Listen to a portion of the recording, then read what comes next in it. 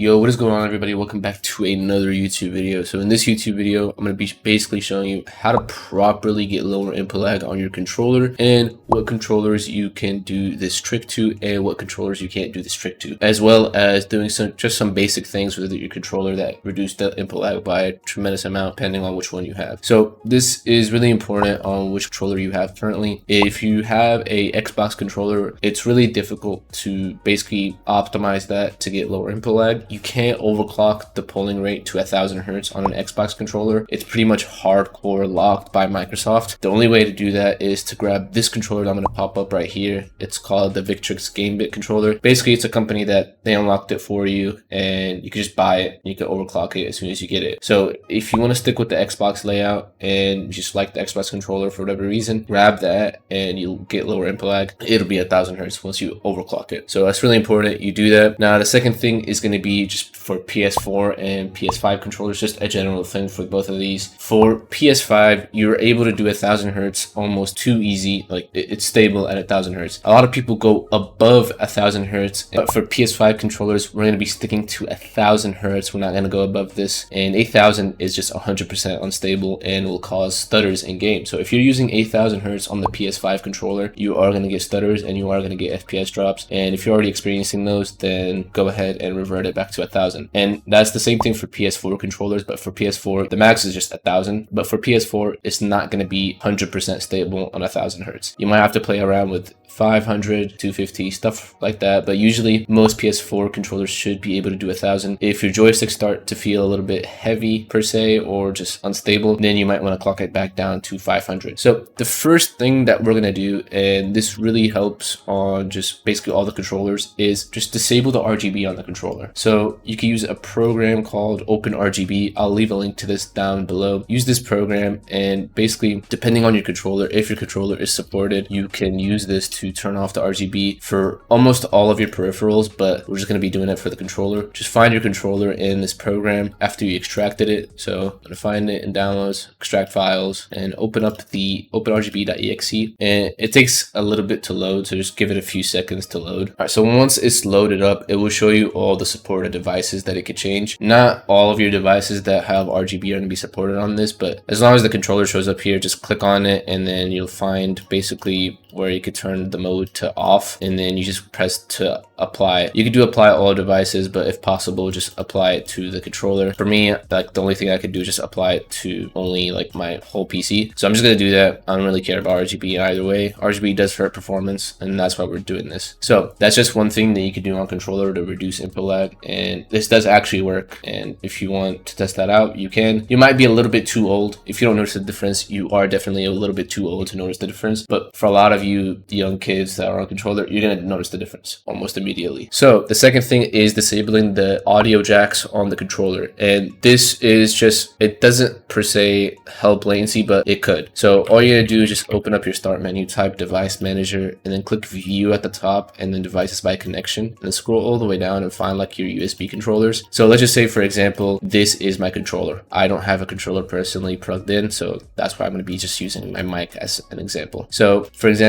you'll just find it and it's going to be just like the same icon, but for like wireless controller, it'll be called that. You could just disable it if you don't use the audio jack on the controller, and you can do this on PS4, PS5. On Xbox, I'm not too sure if you can do this. And I mean, Xbox, if you're watching this still, if you're on Xbox, I would just go ahead and upgrade to the one I leave in the description. That's basically the best Xbox controller if you want to stick with that layout. Otherwise, just go for a PS5 or PS4 if you want to play low latency competitive gaming on controller on PC. Because Xbox, again, is hardcore locked. You can't overclock it unless you get that controller in the description, and it is what it is. You just have to deal with it. And yeah, but for PS4, continue watching. For PS4, PS5, continue watching. Just basically disable any of the audio jacks if you don't use them in device manager, and yeah, you can just exit out of this. Now we're gonna get into basically the part that most likely everybody knows at this point, is the overclocking your polling rate to 1000 Hz for your controller. So all you're gonna do is head over to the second link in the description to take you to HID USBF, which is gonna be on GitHub. So once you're on here, just click HID USBF.zip and then click the download icon on the top right. It'll start downloading, and then just open it up in your downloads folder and extract it. Make sure you extract it. A lot of people were not extracting this, and they would try to run up the setup file file directly from 7-zip or WinRAR. And again, it's not going to work if you do that. It has files that it's dependent on. So make sure you extract it and press OK. It'll make a folder. Just go in that folder and then suiteload.cer. Make sure you just double click on this, click install certificate, and then just do next, finish, and then press OK. Just to avoid any issues, just in case. But yeah, go to the driver folder, go to the setup.exe, and then devices, just choose all, and it will show up somewhere around here with your controller. As you can see, I already put a demonstration using my mouse for overclocking the controller. Again, I don't have a controller plugged in. I'm not going to go out of my way to buy a controller just to make this video, because if you're on a controller, you're using aim assist and you're cheating. All right, you're a cheater, bro. You're a cheater. You're on controller. Anyways, so since you're on controller and you're already cheating and you want lower input lag just on top of that, which is it's just insanity, but we're going to show you anyways. Find your controller in here, click install service, and then check filter on device, and then default change this to 1000. If you have anything above 1000, don't use anything above 1000. If you're going to use anything above 1000 and you're going to complain about issues under the comments of this video, don't watch any of my videos. You didn't listen to the instructions. A lot of people that watch my videos don't listen to the instructions. I don't know what they do while watching my videos. It's a tutorial. Are you going to watch it or not? Anyways, a little bit of side rants here and there in this video. I'm gonna lie, but again, just do 1000. Anything above that is going to cause issues, especially if you're PS5. If you're PS4, 1000 or 500, you're going to have to test around. PS4 is a little bit old now, so I recommend just going for a PS5 controller if you're looking for low latency competitive controller gaming on PC. So again, do 1000 and then restart the device. And if it shows you with an error or something, this depends on if you have secure boot and BIOS enabled or not. So on Windows 11, there is a trick to basically skip this error. So if you go to the Lord of Mice GitHub, he did post the fix for this. And so if you're on Windows 11 and you're just getting an error saying that secure boot is enabled whenever you're trying to overclock the controller, this is how you get around that. So I'll leave this registry key in the description. All you're going to do is just copy this, and then on your start menu, just type regedit and just press enter, and then just paste it in the top bar, and it'll take you here. If you don't have the dword called UpgradedSystem, we're just going to make it. Okay, so just copy this, right click on the blank space, click new, dword, press Ctrl V, it'll make this as the name, press enter, just keep it on 0, and then restart your PC, and it should let you overclock it perfectly fine. This is just a way to get around this, and it should let you overclock it perfectly fine. I've already used this on a couple of clients on Windows 11, so I know for a fact it works. If it doesn't work for you, that means you didn't follow this properly, and I mean, in that case, that's your fault. But anyways, guys, I hope this really helped you,